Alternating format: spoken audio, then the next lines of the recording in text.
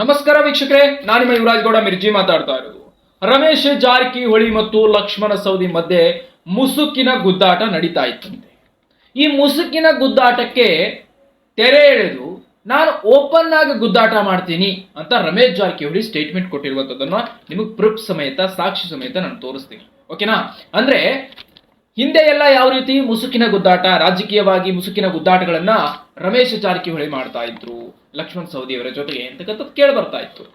ಈಗ ಯಾವ ವಿಚಾರಕ್ಕಾಗಿ ಈ ಓಪನ್ ಗುದ್ದಾಟ ಮಾಡ್ತೀವಿ, ಇನ್ನು ಮೇಲೆ ನಮ್ದು ಓಪನ್ ಗುದ್ದಾಟನೇ ಅಂತ ಯಾಕೆ ರಮೇಶ್ ಜಾರಕಿಹೊಳಿ ಈ ರೀತಿ ಲಕ್ಷ್ಮಣ ಸವದಿ ಅವರಿಗೆ ಕೌಂಟರ್ ಕೊಟ್ಟಿದ್ದಾರೆ, ಅಥವಾ ಏನಿದು ಮುಸುಕಿನ ಮತ್ತು ಓಪನ್ ಗುದ್ದಾಟದ ವಿಚಾರವು ಏನೆಂಬುದನ್ನು ನೇರವಾಗಿ ಹೇಳ್ತಾ ಹೋಗ್ತೀನಿ ಕೇಳಿ.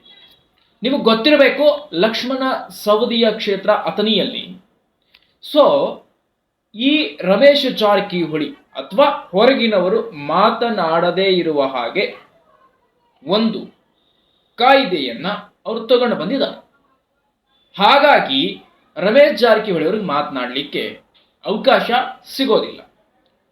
ಹೊರಗಿನವರು ಮಾತನಾಡಲಿಕ್ಕೆ ನಿರ್ಬಂಧ ಹೂಡಿದ್ದಾರೆ, ನಿರ್ಬಂಧ ಇದೆ. ಈ ನಿರ್ಬಂಧವನ್ನ ರಮೇಶ್ ಜಾರಕಿಹೊಳಿ ಹೇಗೆ ತನ್ನ ಅಸ್ತ್ರ ಪ್ರಯೋಗವನ್ನು ಮಾಡಬಹುದು ಅಂದ್ರೆ, ಮಹೇಶ್ ಕುಮಟಳ್ಳಿ ಶಾಸಕ, ಈತ ಮಾಜಿ ಶಾಸಕನನ್ನ ತನ್ನ ಬಳಿ ಇಟ್ಕೊಂಡು ಈಗ ಮಾಜಿ ಶಾಸಕನಿಂದ ಮಾತನಾಡಿಸಬಹುದು. ಮಹೇಶ್ ಕುಮಟಳ್ಳಿ ಅಥಣಿ ಮತಕ್ಷೇತ್ರದ ಬಿಜೆಪಿಯ ಶಾಸಕ ಮಹೇಶ್ ಕುಮಟಳ್ಳಿಯ ಬಾಯಿ ಅಂದ್ರೆ ಅವರ ಒಂದು ಮಾತುಗಳ ಇಂದ ಉತ್ತರವನ್ನು ಕೊಡಬಹುದು. ಸೊ ಈ ವಿಚಾರ ಇಷ್ಟೆಲ್ಲ ನಡೀತಿದ್ರು ಕೂಡ ರಮೇಶ್ ಜಾರಕಿಹೊಳಿ ಮತ್ತು ಲಕ್ಷ್ಮಣ ಸವದಿ ಮಧ್ಯೆ ಇನ್ನು ಮೇಲೆ ನಮ್ಮ ಮಧ್ಯೆ ಓಪನ್ ಗುದ್ದಾಟ ಇರುತ್ತೆ, ಮುಸುಕಿನ ಗುದ್ದಾಟಗಳಲ್ಲ. ಏನೇ ಇದ್ರೂ ಕೂಡ ನೇರವಾಗಿ ಮಾತಾಡ್ತೀನಿ, ನೇರವಾಗೇ ನಾನು ಹೇಳೋದು ಅನ್ನುವಂಥದ್ದು ಲೆಕ್ಕಾಚಾರಕ್ಕೆ ಬಂದಿದೆ. ಲಕ್ಷ್ಮಣ ಸವದಿಯ ಬಗ್ಗೆ ಇನ್ನಷ್ಟು ವಿಚಾರವಾಗಿ ಮಾತನಾಡಿರುವಂತಹ ಈ ರಮೇಶ್ ಜಾರಕಿಹೊಳಿ ಏನೇನು ಮಾತನಾಡಿದ್ದಾರೆ ನೋಡೋಣ ಬನ್ನಿ. ಸೊ ನಿನ್ನೆ ಮಾತನಾಡಿರುವಂತಹ ಈ ಮಾತುಗಳು, ಇನ್ನು ಮೇಲೆ ಓಪನ್ ಗುದ್ದಾಟನೇ ಮಾಡೋದು, ಅದಾದ ಮೇಲೆ ಯಾವುದೇ ಅಭಿವೃದ್ಧಿಯನ್ನ ಆ ಒಂದು ಕ್ಷೇತ್ರದಲ್ಲಿ ನೋಡಿಲ್ಲ ಅಂತ ಹೇಳಿದ್ದಾರೆ. ಅಂದ್ರೆ ಬಹುಶಃ ಅಥಣಿಯ ಮತಕ್ಷೇತ್ರದಲ್ಲಿ ನೋಡಿಲ್ಲ ಅಂತ ಹೇಳಿದ್ದಾರೆ. ಯಾವುದೇ ನೀರಾವರಿ ಆಗಿರಬಹುದು, ಇನ್ನೊಂದಾಗಿರಬಹುದು, ಮತ್ತೊಂದಾಗಿರ್ಬಹುದು, ಅಭಿವೃದ್ಧಿಗಳು ಕಾಣಿಸ್ತಾ ಇಲ್ಲ. ಹಾಗಾಗಿ ಜನರ ಪ್ರತಿಧ್ವನಿಯಾಗಿ ನಾನು ಮಾತನಾಡ್ತಾ ಇದ್ದೀನಿ ಅಂತ ರಮೇಶ್ ಜಾರಕಿಹೊಳಿ ಹೇಳಿದ್ದಾರೆ. ಆಮೇಲೆ ಶಾಸಕ ಮಹೇಶ್ ಕುಮಟಳ್ಳಿ ಕೂಡ ವಾಗ್ದಾಳಿ ನಡೆಸಿದ್ದಾರೆ. ಅವ್ರ ಪಕ್ಕದಲ್ಲೇ ಕೂತ್ಕೊಂಡು, ಈ ಕಡೆ ರಮೇಶ್ ಜಾರಕಿಹೊಳಿ, ಈ ಕಡೆ ಮಹೇಶ್ ಕುಮಟಳ್ಳಿ ಅಕ್ಕಪಕ್ಕನೆ ಕೂತ್ಕೊಂಡು ಮಾತನಾಡಿದ್ದಾರೆ. ಏನಂತ ಮಾತನಾಡಿದ್ದಾರೆ?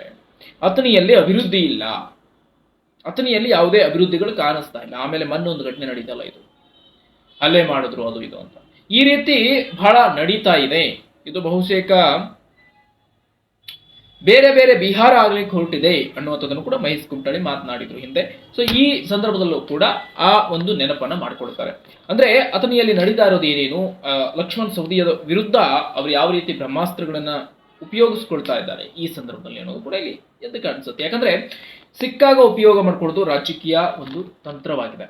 ಈಗ ಲಕ್ಷ್ಮಣ ಸವದಿಯ ವಿರುದ್ಧ ನಾನು ನೇರವಾಗಿ ಅಂದ್ರೆ ಏನು, ಯಾವುದೇ ಕುಂದು ಕೊರತೆ ಭಯ ಇಲ್ಲದೆ ನೇರವಾಗಿ ಲಕ್ಷ್ಮಣ ಸವದಿ ವಿರುದ್ಧ ನಾನು ನಿಂತ್ಕೊಳ್ತೀನಿ, ಮುಸುಕಿನ ಆಟ ಅಲ್ಲ ಇನ್ನು ಮೇಲೆ ಅನ್ನೋದು ರಮೇಶ್ ಜಾರಕಿಹೊಳಿ ಒಂದು ವಿಚಾರ. ಈಗ ನೇರವಾಗಿ ರಮೇಶ್ ಜಾರಕಿಹೊಳಿ ಮತ್ತು ಲಕ್ಷ್ಮಣ ಸವದಿಯ ವಿಚಾರವಾಗಿ ಮುಂದೆ ಕೆಲವು ವಿಚಾರಗಳನ್ನ ಇಡ್ತಾ ಹೋಗ್ತೀನಿ ನೋಡಿ.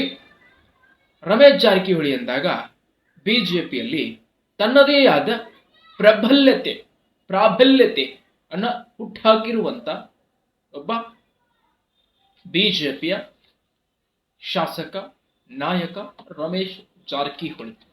ಇನ್ನೊಂದು ಕಡೆ ಭಾರತೀಯ ಜನತಾ ಪಾರ್ಟಿಯಿಂದ ಜಂಪ್ ಆಗಿ ಕಾಂಗ್ರೆಸ್ಗೆ ಬಂದು ತನ್ನದೇ ಆದ ಕೆಲವು ಕ್ಷೇತ್ರಗಳಲ್ಲಿ ಪ್ರಾಬಲ್ಯತೆಯನ್ನು ಹೊಂದಿದ ಲಕ್ಷ್ಮಣ ಸವದಿ.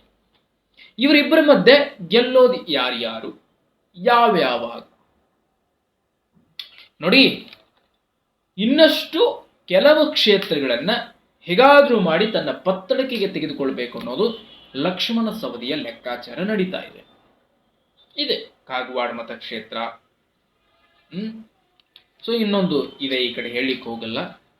ಸೊ ಆ ಕ್ಷೇತ್ರ, ಯಾಕೆ ಆ ಕ್ಷೇತ್ರವನ್ನ ನಾನು ಇಲ್ಲಿ ಮೆನ್ಷನ್ ಮಾಡಲಿಲ್ಲ ಅಂದ್ರೆ, ಆ ಕ್ಷೇತ್ರದ ನಾಯಕ ಸ್ಪಷ್ಟನೆಯನ್ನ ಕೊಡಬೇಕಿದೆ. ಆ ನಾಯಕನ ಕ್ಷೇತ್ರದ ಸ್ಪಷ್ಟನೆ ಬಂದಾಗ ಖಂಡಿತ ಆ ಕ್ಷೇತ್ರವನ್ನು ಉಲ್ಲೇಖ ಮಾಡಿ ಆ ಕ್ಷೇತ್ರ ಯಾರಿಗೆ ದಕ್ಕಬಹುದು ಅನ್ನುವಂಥದ್ದನ್ನು ನೇರವಾಗಿ ಹೇಳ್ತಕ್ಕಂಥ ಕಾರ್ಯ ಮಾಡ್ತೇವೆ.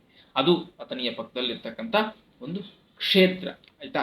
ಸೊ ಇಷ್ಟೆಲ್ಲ ನಡೀತಿರ್ಬೇಕಾದ್ರೆ ಈ ರೀತಿ ಕ್ಷೇತ್ರಗಳನ್ನು ವಶಪಡಿಸಿಕೊಳ್ಳಿಕ್ಕೆ ಬಿಡಬಾರದು ಅನ್ನೋದು ರಮೇಶ್ ಜಾರಕಿಹೊಳಿಯ ಒಂದು ಲೆಕ್ಕಾಚಾರ. ಈ ಮಹೇಶ್ ಕುಮಟಳ್ಳಿ ಅವರನ್ನ ಇಟ್ಕೊಂಡು ಏನಪ್ಪಾ ಅಂದ್ರೆ ಅಥಣಿಯನ್ನು ಕೂಡ ಲಕ್ಷ್ಮಣ್ ಸವದಿ ಕೈಯಿಂದ ಕಿತ್ಕೊಳ್ಬೇಕು, ಅಭಿವೃದ್ಧಿ ಮಾಡ್ತಿಲ್ಲ, ಬಿಹಾರ ಮಾಡ್ತಿದ್ದಾರೆ ಅಥಣಿಯನ್ನ ಅಂತೇಳಿ ಲೆಕ್ಕಾಚಾರವನ್ನ ಗುರುತು ಹಾಕೊಂಡು ಇದು ಟೋಟಲ್ ಆಗಿ ಬಿಹಾರ ಆಗ್ತಿದೆ ಅಥವಾ ಇನ್ನೊಂದೇನೋ ಆಗ್ತಿದೆ, ಅಭಿವೃದ್ಧಿ ಅನ್ನೋದು ಕಾಣಿಸ್ತಿಲ್ಲ, ಹೀಗಾಗ ಆದ್ಮೇಲೆ ನಾನು ಯಾಕೆ ಮುಸುಕಿನ ಗುದ್ದಾಟವನ್ನ ಮಾಡಲಿ, ನೇರವಾಗಿ ನಾನು ಗುದ್ದಾಡ್ತೀನಿ, ನಂದು ನೇರ ಗುದ್ದಾಟ ಅಂತ ಹೇಳಿದ್ದಾರೆ. ಒಂದು ಕೆಲವು ಸೆಕೆಂಡ್ಸ್ ವಿಡಿಯೋ ಇದೆ. ಸೊ ನೀವು ಅದನ್ನ ನೋಡ್ಕೊಂಡು ಬಂದ್ರೆ ನಿಮಗೂ ಕೂಡ ಅದು ಏನು ಅಂತ ಗೊತ್ತಾಗುತ್ತೆ. ಇದನ್ನ ಮಾತಾಡಿರೋದು ಮಹೇಶ್ ಕುಮಟಳ್ಳಿ ಮತ್ತು ರಮೇಶ್ ಜಾರಕಿಹೊಳಿ ಅಕ್ಕಪಕ್ಕ ಕುತ್ಕೊಂಡು ಮಾತಾಡಿರುವಂತ ಒಂದು ಸಣ್ಣ ಕ್ಲಿಪ್ ಇದೆ. ಆ ಕ್ಲಿಪ್ ಅನ್ನ ನಾನು ನಿಮಗೆ ತೋರಿಸ್ತೀನಿ. ಸೊ ನೀವು ಯಾಕೆ ನೋಡಬಾರ್ದು, ಒಂದ್ಸರಿ ಅದನ್ನ ನೋಡಿ ಆಮೇಲೆ ಮತ್ತೆ ನಾನು ಅದ್ರ ಬಗ್ಗೆ ಮಾತನ್ನ ಆಡ್ತೇನೆ.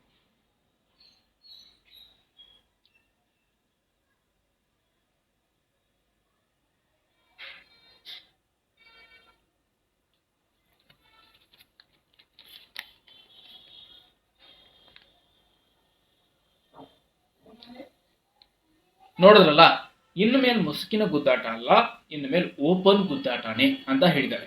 ಒಬ್ಬ ಮಾಧ್ಯಮದ ಪತ್ರಕರ್ತ ಕೇಳ್ತಾರೆ, ನಿಮ್ಮದು ಮುಸುಕಿನ ಗುದ್ದಾಟ ನಡೀತೀನಿ. ಇಲ್ಲ, ಮುಸುಕಿನ ಗುದ್ದಾಟ ಅಲ್ಲ, ಇನ್ನು ಮೇಲೆ ಓಪನ್ ಗುದ್ದಾಟ ಅಂತ ಹೇಳ್ತಾರೆ. ಅಂದ್ರೆ ಟೋಟಲ್ ಆಗಿ ಮುಂದಿನ ಚುನಾವಣೆಗಳಲ್ಲಿ ಲಕ್ಷ್ಮಣ್ ಸವದಿಯ ಕೈಯಲ್ಲಿರ್ತಕ್ಕಂಥ ಕ್ಷೇತ್ರಗಳನ್ನ ಮುಷ್ಟಿಗೆ ತೆಗೆದುಕೊಂಡು ಲಕ್ಷ್ಮಣ್ ಸವದಿಯನ್ನ ಖಾಲಿ ಕೈಯಲ್ಲಿ ನಿಲ್ಲಿಸೋದು. ಇದು ರಮೇಶ್ ಜಾರಕಿಹೊಳಿ, ಮಹೇಶ್ ಕುಮಟಳ್ಳಿ ಹಾಗೂ ಆ ಕಡೆ ನಡೀತಾ ಇರುವಂತಹ ಪ್ಲಾನಿಂಗ್ ಅನ್ನೋದು ಸ್ಪಷ್ಟವಾಗಿ ಅರ್ಥ ಆಗುತ್ತೆ. ಇದು ಸ್ಪಷ್ಟತೆಯನ್ನ ಉತ್ತರ ಕೊಡುತ್ತೆ. ಈ ಸ್ಪಷ್ಟತೆಗೆ ಏನೇನು ಕಾರಣಗಳಿರಬಹುದು, ಏನೇನು ಲೆಕ್ಕಾಚಾರಗಳಿರಬಹುದು, ಈ ಲೆಕ್ಕಾಚಾರಗಳನ್ನ ತೆಗಿತಾ ಹೋದಾಗ ಗೊತ್ತಾಗುತ್ತೆ ಲಕ್ಷ್ಮಣ್ ಸವದಿ ಎಷ್ಟು 4 ರಿಂದ 6 ಶಾಸಕರನ್ನ ಗೆಲ್ಲಿಸುವಂತಹ ಶಕ್ತಿ ಪ್ರಾಬಲ್ಯತೆಯನ್ನು ಹೊಂದಿದಂತ ನಾಯಕ. ಕಾಂಗ್ರೆಸ್ ಮೊದಲು ಬಿಜೆಪಿಯಲ್ಲಿದ್ರು, ಆಮೇಲೆ ಕಾಂಗ್ರೆಸ್ ಬಂದ್ರು, ಕಾಂಗ್ರೆಸ್ನಲ್ಲೂ ಕೂಡ ಇಷ್ಟು ಶಾಸಕರನ್ನ ಗೆಲ್ಲಿಸುವ ಪ್ರಾಬಲ್ಯತೆ ಇದೆ, 4 ರಿಂದ 6 ಶಾಸಕರನ್ನ. ಹಾಗಾದ್ರೆ ರಮೇಶ್ ಜಾರಕಿಹೊಳಿಗೆ ಎಷ್ಟು ಪ್ರಾಬಲ್ಯತೆ ಇದೆ, ಎಷ್ಟು ಶಾಸಕರನ್ನ ಗೆಲ್ಲಿಸುವ ಪ್ರಾಬಲ್ಯತೆ ಇದೆ? 8 ರಿಂದ 10 ಶಾಸಕರನ್ನ ಗೆಲ್ಲಿಸುವಂತ ಪ್ರಾಬಲ್ಯತೆ ರಮೇಶ್ ಜಾರಕಿಹೊಳಿಯಲ್ಲಿದೆ. ಸೊ ಆಮೇಲೆ ಎಷ್ಟು ತಗೊಂಡು ಜಂಪ್ ಆಗ್ಬೋದು ಲಕ್ಷ್ಮಣ್ ಸವದಿ ಅವರಿಗೆ? 2 ರಿಂದ 3 ಶಾಸಕರನ್ನ ಕರೆಕೊಂಡು ಬೇರೆ ಬೇರೆ ಪಕ್ಷಕ್ಕೆ ಹೋಗ್ತಕ್ಕಂಥ ಸಾಧ್ಯತೆಗಳಿದೆ. ಆದ್ರೆ ಈ ಲೆಕ್ಕಾಚಾರವನ್ನು ತೆಗೆದ್ರೆ ರಮೇಶ್ ಜಾರಕಿಹೊಳಿ ಅವರಿಗೆ 22 ರಿಂದ ಈಗ ಸದ್ಯಕ್ಕೆ 27ರವರೆಗೂ ಶಾಸಕರನ್ನ ಆ ಪಕ್ಷದಿಂದ ಈ ಪಕ್ಷಕ್ಕೆ, ಈ ಪಕ್ಷದಿಂದ ಆ ಪಕ್ಷಕ್ಕೆ ಜಂಪ್ ಮಾಡಿಸುವ ಪ್ರಾಬಲ್ಯತೆಯನ್ನು ಹೊಂದಿದ್ದಾರೆ. ಈ ಪ್ರಾಬಲ್ಯತೆ ಸಾಧಾರಣ ಅಲ್ಲ ರಮೇಶ್ ಜಾರಕಿಹೊಳಿ ಅವರ ಪ್ರಾಬಲ್ಯತೆ. ಯಾಕಂದ್ರೆ 22 ರಿಂದ 27 ಶಾಸಕರನ್ನ ಜಂಪ್ ಮಾಡಿಸಬಹುದು ಅಂದ್ರೆ ಆಲೋಚನೆ ಮಾಡಿ ಇದೆಷ್ಟರ ಮಟ್ಟಿಗೆ ಇರಬೇಡ ಅಂತ.